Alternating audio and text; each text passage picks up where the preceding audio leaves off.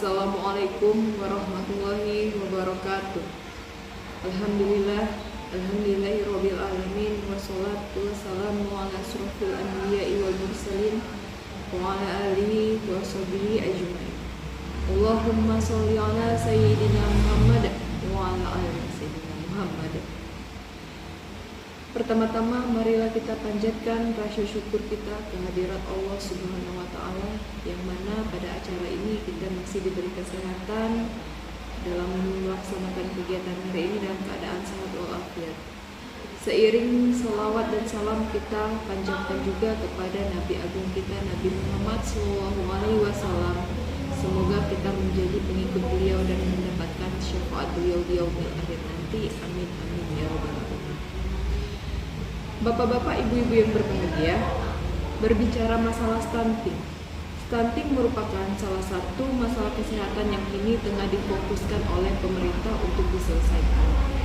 Berdasarkan hasil survei yang dilakukan oleh Status Gizi Indonesia, angka prevalensi stunting Indonesia sudah berangsur turun-menurun dari angka 30,8% pada tahun 2018 menjadi 24,4% pada tahun 2022. Dan target pemerintah di tahun 2024, angka prevalensi stunting bisa turun menjadi 14%. Bapak-bapak, ibu-ibu yang berbahagia, lalu pertanyaannya sekarang adalah, langkah apa saja yang harus dilakukan oleh pemerintah, khususnya pemerintahan desa yang merupakan bagian dari pemerintah pusat, dalam rangka membantu menurunkan angka prevalensi stunting di Indonesia.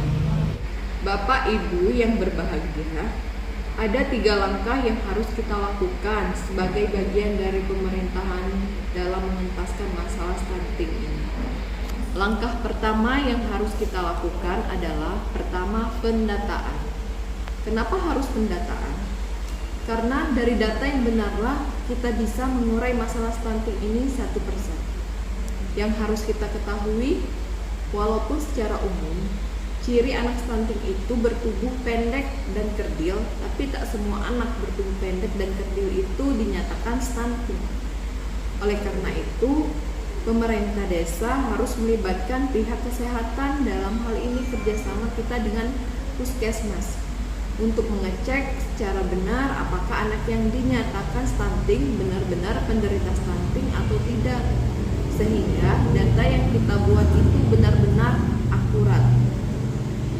Bapak-bapak, ibu-ibu yang berbahagia, kemudian langkah kedua yang harus kita lakukan adalah penanganan.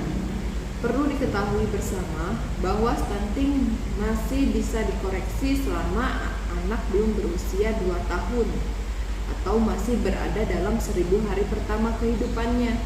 Namun jika usianya sudah lebih dari 2 tahun, maka perbaikan gizi yang dilakukan hanya sebatas mampu menaikkan berat badan. Dan untuk pertambahan tinggi badan sulit dikejar jika anak sudah terlanjur pendek. Oleh sebab itu, penanganan harus segera mungkin dilakukan sebelum anak berusia 2 tahun.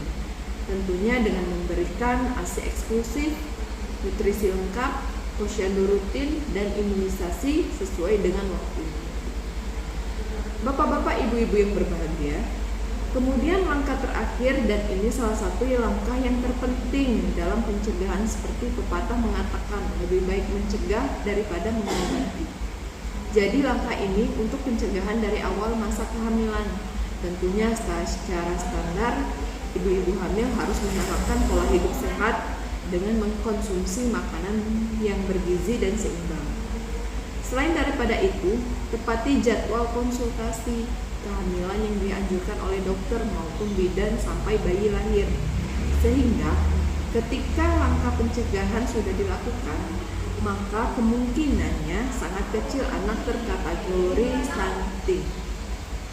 Bapak-bapak, ibu-ibu yang berbahagia, itulah 3 langkah yang perlu dilakukan oleh pemerintah desa dalam membantu menurunkan angka prevalensi stunting di Indonesia. Dan tentunya hal tersebut membutuhkan kerjasama yang baik antara pemerintahan desa, orang tua, dan juga petugas kesehatan. Dan target angka prevalensi stunting turun menjadi 14% di tahun 2024 nanti benar-benar bisa terwujud. Amin. Terima kasih. Mohon maaf kalau ada salah kata. Wassalamualaikum warahmatullahi wabarakatuh.